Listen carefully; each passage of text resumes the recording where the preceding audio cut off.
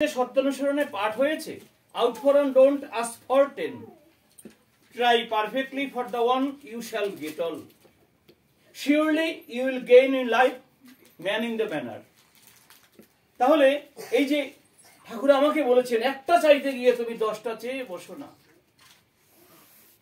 একটা চাইতে গিয়ে তুমি 10টা চেয়ে বসো না, আর একের যাতে চরম হয় তাই করো, সকলগুলি পাবে।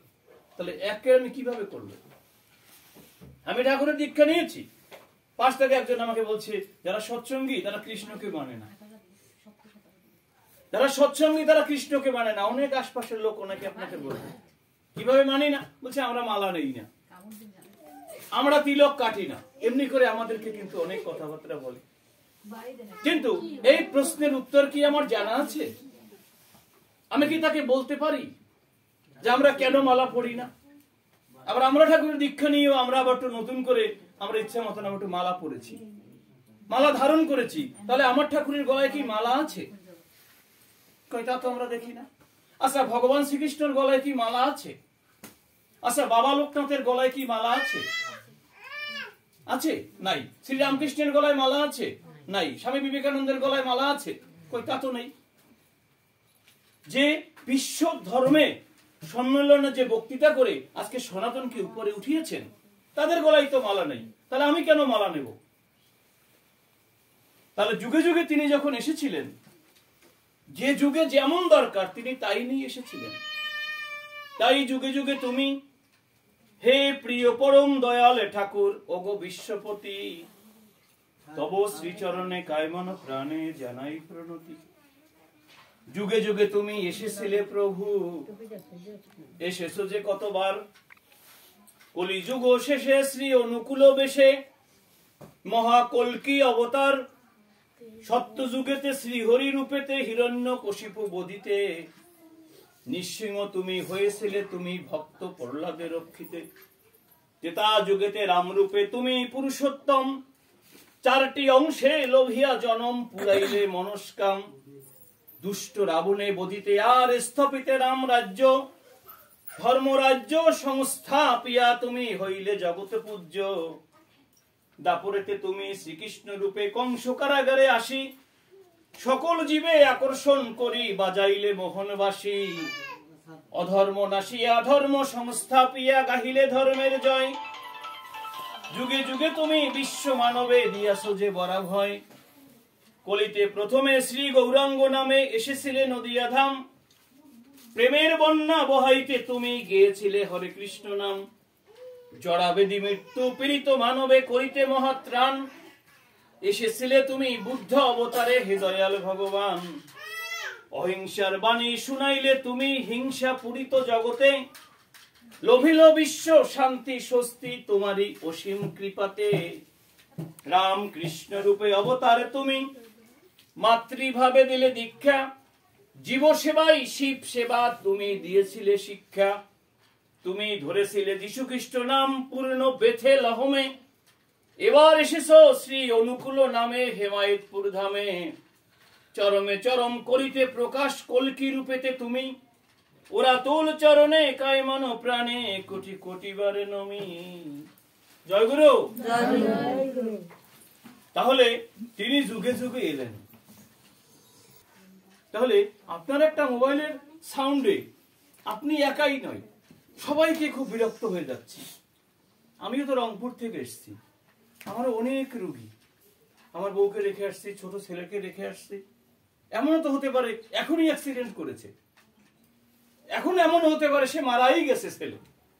এখন আমার কাছে ফোন আসলো, আমি কি করব?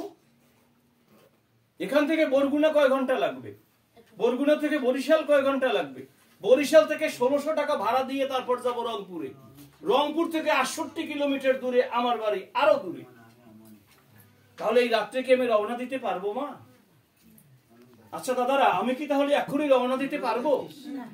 আমার ছেলে যদি মরেই গেল, আমার তো হাইওয়ে রোডের উপরে বাড়ি, হাইওয়ে রোডের উপরে আমার ডিসপেন্সারি, তো এখনই আমার খবর আসলো আমার ছেলে গাড়ির তলে পড়ে মারাই গেল, এখনই খবর আসলো আমার ওয়াইফ চলে গেছে, তাহলে আমি কি পাগল হয়ে যাব?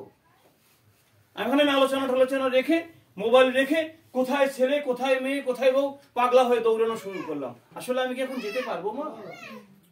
তাহলে তিনি যে বললেন ভাবছো বসে চলবে কিসে, তিনি যে বললেন ভাবছো বসে চলবে কিসে, ভাববার তুমি কে? ভাববার যিনি ভাবছেন তিনি, তুমি ভাবো তাকে। আচ্ছা, এই বাণীটাকে আপনারা এখানে সৎসঙ্গে যারা আছেন, এই বাণীটা কি কোনোদিন শুনেছেন? কে কে শোনেন নাই? আমার একটু হাত তোলা দেন তো, আমি এই বাণীটা শুনি নাই। ভাবছো বসে চলবে কিসে, ভাববার তুমি কে, ভাববার যিনি ভাবছেন তিনি, তুমি ভাবো তাকে। এই বাণীটা কে কে শোনেন নাই? এইটা আমার একটু হাত তোলা দেন। এই ছোট মানুষে এমন নাও শুনতে পারে এর কথা। তার মানে কি, আমরা মেজরিটি মাস্ট বি গ্রান্টেড। তাহলে মেজরিটি পার্সন আমরা কিন্তু শুনেছি যে এই বাণীটা। তাহলে বিশ্বাসটা আমার কতটুকু তৈরি হয়েছে? তাহলে আমার এই ফোনটায় মানে 1 ঘন্টার ভিতরে যে কত কল আসতে থাকবে, কত প্রোগ্রাম, কত রুগী, কেন আমি ফোন ধরবো? কারণ আমি সৎসঙ্গে বসেছি, এখন আমার মোবাইল সাইলেন্স। সৎসঙ্গ শেষ করব, পরে দেখবো কার কি সুবিধা, কার কি অসুবিধা, কোন রোগীকে কোন ওষুধ দিয়েছি, কোথায় কোন প্রোগ্রামে যাবো, সেটা পরের ব্যাপার। মানে শুক্রবার দিন এসছি, এখানে থাকবো, মানে আরো কিছু প্রোগ্রাম আছে, কিন্তু সেই দিনাজপুর থেকে এমন প্রোগ্রাম কলকাতায়, সেই মেয়েটি স্কলারশিপ পেয়েছে, সে সোমবার চলে যাবে, শুক্রবার সেখানে 800, 900, 1000 লোকের আয়োজন। তো এমনি করে হঠাৎ করে আমাদের অনেক প্রোগ্রাম, কিন্তু না, আমাকে খুব শক্ত হতে হবে। তাই পরিবারের যারা আজকের মায়েরা রয়েছেন, শ্রী শ্রী ঠাকুর বলেছেন, মা 100 ভাগ দায়িত্বের ভিতরে আমি 99 ভাগ দায়িত্ব দিয়েছি ঘরের এই মায়েদের। 99 ভাগ দায়িত্ব কিন্তু আপনাদের, আর 1 ভাগ দায়িত্ব মাত্র আমাদের। তাই যে পরিবারের মা যত বেশি কঠিন, যে পরিবারের মা যত বেশি ইষ্টানুরাগী, পরম পূজ্যপাদ শ্রী শ্রী বড়দা বলেছেন, সৎসঙ্গে শুধু ঠাকুরের ছবি রাখবেন না, শ্রী শ্রী ঠাকুরের পাশেই শ্রী শ্রী বড়মা, শ্রী শ্রী বড়দা এবং আচার্যদেব, এই 3খানা ছবি না রাখলে ঠাকুর খুশি হন না। ঠাকুর তেজুকে বিয়ে করেছেন, ঠাকুর তেজুকে বলেন নাই না তুমি স্বামীর সঙ্গ করতে পারবে না, তুমি রাত্রে ভিন্ন থাকবা, স্বামী ভিন্ন থাকবে, এই কথা ঠাকুর করেন নাই। ঠাকুর সে তোমরা দুজন একসাথেই থাকো, খুব প্রেম নিয়ে থাকো, খুব ভালোবাসা নিয়ে থাকো, সমস্ত অবস্থায় তুমি থাকো, কিন্তু মনি আমায় তুমি ভুলো না। তুমি নিরামিষ খেতে পারছো না, সমস্যা নেই তো, প্রচুর মাছ খাও। কে বলেছে তোমায় শুক্রবার নিরামিষ খেতে হবে? কোন গ্রন্থের কোন পাতায় আছে? কোথাও নাই।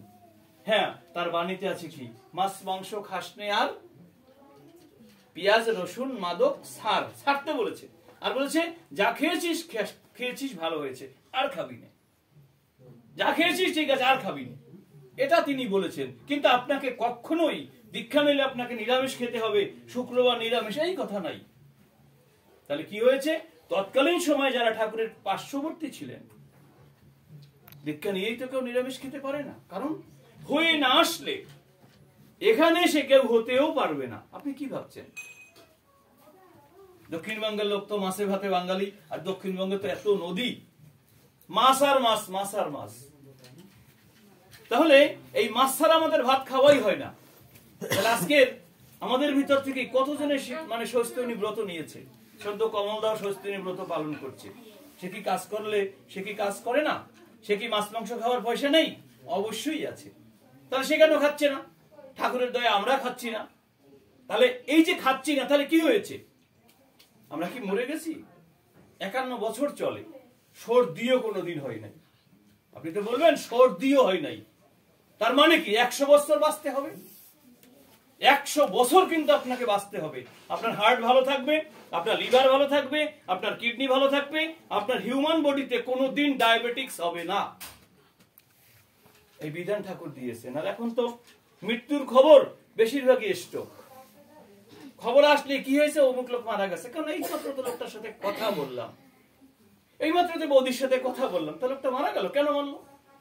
পরে শুনে আমরা দেখি যে স্ট্রোক করেছে। স্ট্রোক কেন করে আমি কি জানি? ডায়াবেটিক্স কেন হয়? তাকে আমি জানি মিষ্টি খেলে ডায়াবেটিক্স কে বলছে আপনাকে? হার্টে যখন আপনি রোগী হয়ে যাবেন, চলে যাবেন ব্যাঙ্গালোরে দেবী শেঠির কাছে। দেবী শেঠি কি? হার্টের ফাদার, ঠিক আছে, কিন্তু হার্টের রোগ যদি আমার না হয়, আমি কি দেবী শেঠির কাছে যাব? বলুন তো। কোন প্রাণীর, সব প্রাণীরই বাচ্চা হয়। আচ্ছা, কোন প্রাণীর কি বাচ্চা হইতে কি সিজার লাগে? মুরগির যখন বাচ্চা হয় সিজার লাগে? হাঁসের বাচ্চা হইতে সিজার লাগে? গরুর বাচ্চা হইতে সিজার লাগে? আচ্ছা, মানুষের কেন সিজার লাগে? কারণ পরম প্রেমময় শ্রী শ্রী ঠাকুর, ওখানেও তার বাণী। আমরা আছি অনেকের জীবনে মেয়ে হয়েছে, ছেলে হয় নাই। ঠাকুর বললেন, মনি তুমি যদি চাও, তুমি যদি আমার কাছে বলো আমার 10টা সন্তান ছেলে চাই, 10টা সন্তান ছেলে চাই, তোমার 10টাই ছেলে হবে। এই বিধান শ্রী শ্রী ঠাকুরের আছে। আজকে আপনি টিনের ঘর আছে, কিচ্ছু করতে হবে না, 5-7-10 বছরের ভিতর দেখুন আপনার ছাদ ঢালাই হয়ে গেছে। কি করবে? আপনি ছাদ ঢালাই করতে পারবেন? আপনি পারবেন না। আমি বারবার বলি, আমার এই ঠাকুর ছবির ঠাকুর নয়, আমার এই ঠাকুর ছবির ঠাকুর নয়, কিন্তু আমাদের নিষ্ঠা ভক্তি নিয়ে তার পথে এগোতে হবে। মা, শীতের দিন 3-4 ঘন্টা ঘুমলেই আমাদের ঘুম হয়ে যায়, যারা 40 আপ হয়েছে। 3টা-4টার সময় আমরা সবাই কিন্তু সজাগ হয়ে যাই, কিন্তু ওই ল্যাপটা টেনে টেনে খালি গার মধ্যে দেই, টেনে টেনে খালি গার মধ্যে দেই। আর কোলবালিশ কোথায় আছে, কি কোলবালিশ খালি পায়ের উপর গায়ের উপর দিতে থাকি। কিন্তু সেই সময় উঠে কি একটু নাম করা যায় না? আপনি কি জানেন নাম করলে কি? নামে মানুষকে তীক্ষ্ণ করে, আর ধ্যানে মানুষকে স্থির ও অক্ষম করে। টেনশন করছেন কেন? সেই সময় উঠে নাম দান করুন, 1টা মাস আপনি করুন। শুধু আপনি করলে তো হবে না, আপনার পাশে দাদা আছে। অনেক ফ্যামিলিতে দেখা যায় মায়েরা খুব ইষ্ট প্রাণ, কিন্তু বাড়ির সেই মাটির যে স্বামী আছে সে মোটেই ঠাকুরের কথা পছন্দ করছে না। কোন বাড়ির দেখা যায় দাদা খুব ইষ্ট প্রাণ, কিন্তু মাটি ইষ্ট প্রাণ মোটেই নন। এগুলো কেন? কারণটা কি? এরকম কি আছে না মায়েরা? না নাই, আপনাকে তো বড় গুণ, আপনার ধরনের মানুষই না, তাই বরগুনা। বরগুনার বড় গুণ, আপনারা এই ধরনের মানুষই নন। তাহলে আমরা যে এমনি করে ঘটছে, কেন ঘটছে? আমার স্বামী, সে তো আমার প্রাণের লোক, কাছের লোক, অত্যন্ত আপনজন। তাকে ঠিক করে তোলার দায়িত্বটাই আমার। তা আমি কি স্বামীর সাথে ঝগড়া করব? আমি কি স্বামীর সাথে তর্ক করব? না, এই কথা ঠাকুর বলেন নাই। স্বামী স্ত্রীতে ঝগড়া করে, ছেলে পুলোয় দেখে, গোল্লাইরি সদর দ্বারে ওই বাসাগুলোকে রাখে। স্বামীর ঝুঁকে ছুটলে নারী শ্রেষ্ঠ ছেলের মা, স্বামীর ঝুঁকে ছুটলে নারী শ্রেষ্ঠ ছেলের মা, আর ইষ্ট ঝুঁকে ছুটলে পুরুষ প্রজ্ঞা অনুপমা। ঠাকুর বলছেন, আমার ভান্ডে কিন্তু মালের অভাব নাই, স্তরে স্তরে সেই মালগুলি সাজানো আছে। মনি, তুমি দক্ষ ঝাড়ুদার হয়ে সে মালগুলো কুড়িয়ে নিলেই তো হলো। জয় গুরু। বলছে আমার ভান্ডে কিন্তু মালের অভাব নেই, সেই মালগুলি স্তরে স্তরে সাজানো আছে। তুমি দক্ষ ঝাড়ুদার হয়ে কুড়াতে গেলে কি লাগে? ঝাড়ু লাগে। বলছে তুমি দক্ষ ঝাড়ুদার হয়ে সে মালগুলো কুড়িয়ে নিলেই তো হয়। ঠাকুর, আমি একজন মা, আমার ছেলে অসুস্থ হয়েছে, আমি মানত করেছি, যদি সৎসঙ্গী হয়ে আমি মানত করেছি, ছেলের যদি জ্বর কমে যায়, ছেলে যদি ভালো হয়ে যায়, তাহলে আমি 7 দিন কীর্তন দেব। তো ঠাকুর, আসলে কিছুক্ষণ পরেই দেখি আমার ছেলের আর জ্বর নাই। ঠাকুর বললেন, খুব ভালো। ঠাকুর, এখন যে 7 দিন কীর্তনের যে আমি মানত করেছি, অষ্টপ্রহর, অষ্টপ্রহর মানে 1 দিন, অষ্টপ্রহর গুণ 7 মানে 56 প্রহর কীর্তন মানত করেছে। ঠাকুর, ছেলে তো আমার সুস্থ। ঠাকুর বললেন, ছেলে যখন সুস্থ তাহলে সৎসঙ্গ দে, এই কীর্তন কর। ঠাকুর, 1 দিন কীর্তন করতেছে পয়সা খরচ, এটা আমার কাছে নাই। ঠাকুর বলেন, মানব তো তুই করেছিস, আমি তো করি নাই, তাহলে 1 দিন কমাইয়া 6 দিন দে। না ঠাকুর, তাও পারবো না। তাহলে 5 দিন দে। ঠাকুর, তাও পারবো না, 4 দিন দে। এই করে করে ঠাকুর বললেন, তাহলে 1 দিন অন্তত দে। ঠাকুর, 1 দিনও আমার পক্ষে সম্ভব না। ঠাকুর বললেন, যা ভালো করে একটা সৎসঙ্গ দে। কি বললেন? যা ভালো করে একটা সৎসঙ্গ দে।